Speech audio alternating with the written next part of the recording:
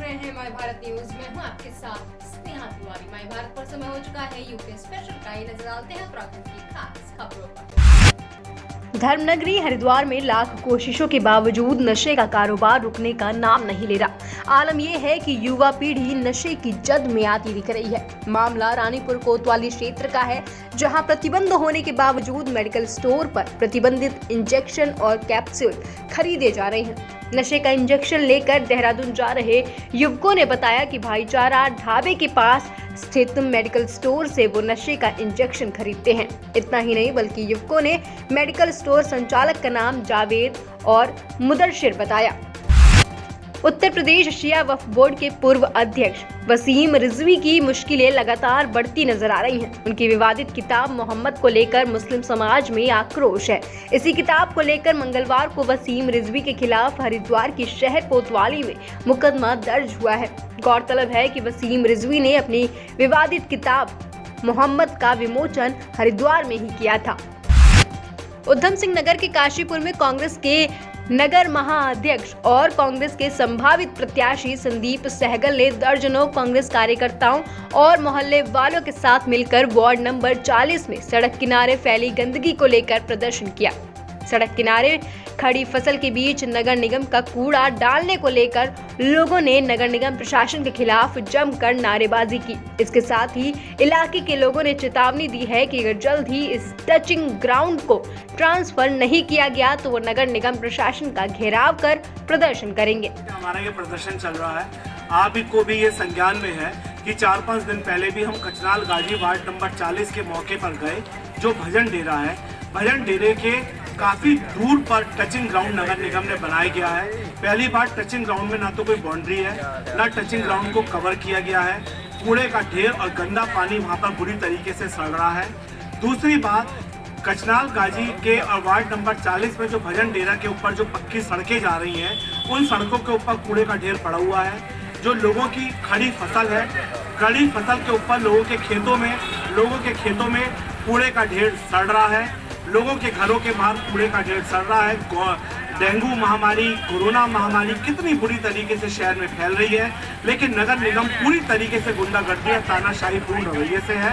किसी भी कीमत पर नगर निगम और उषा चौधरी के कानों पर जू नहीं रह रही है।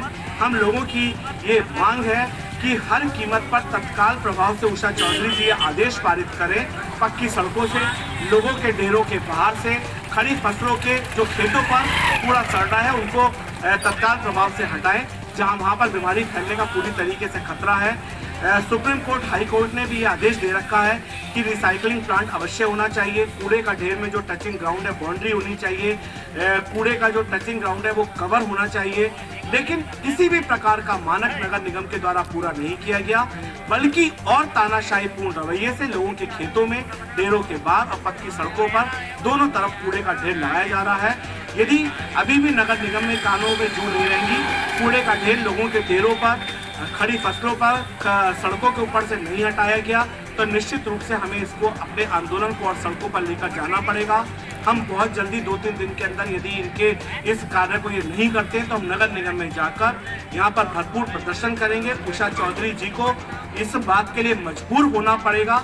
जो मोदी जी की सरकार और धामी जी की सरकार स्वच्छ भारत अभियान का मिशन चलाती है, यदि स्वच्छ भारत अभियान मिशन के विपरीत जाकर यदि इसका जीता जागता गंदगी का उदाहरण आपको देखना है तो भजन डेरा और कचनाल गाजी ग्राम वार्ड नंबर 40 में आप जाकर। उधम सिंह नगर से माय भारत के लिए आरिफ खान की रिपोर्ट। रुड़की नगर निगम में पत्रकारों का सम्मान समारोह आयोजित किया गया, जिसका आयोजन शहर के प्रसिद्ध वैद्य और भाजपा नेता टेक वल्लभ द्वारा किया गया।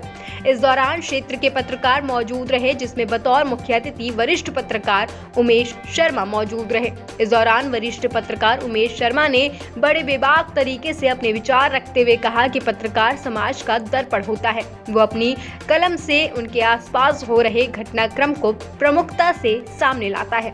आगे उन्होंने पत्रकारों का हौसला बढ़ाते हुए कहा कि पत्रकार किसी से डरे नहीं, किसी से दबे नहीं, हमेशा सच्चाई के रास्ते पर चले।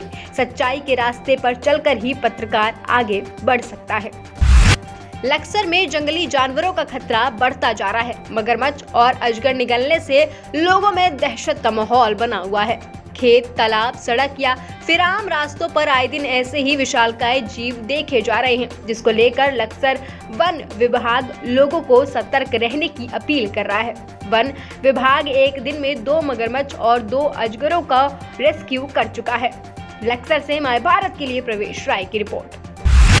रुड़की के ढंडेरा गांव में बीती देर शाम युवती के साथ छेड़छाड़ को लेकर 2 पक्षों के बीच मारपीट हो गई, जिसके बाद दोनों पक्ष मेडिकल कराने सिविल अस्पताल पहुंचे थे।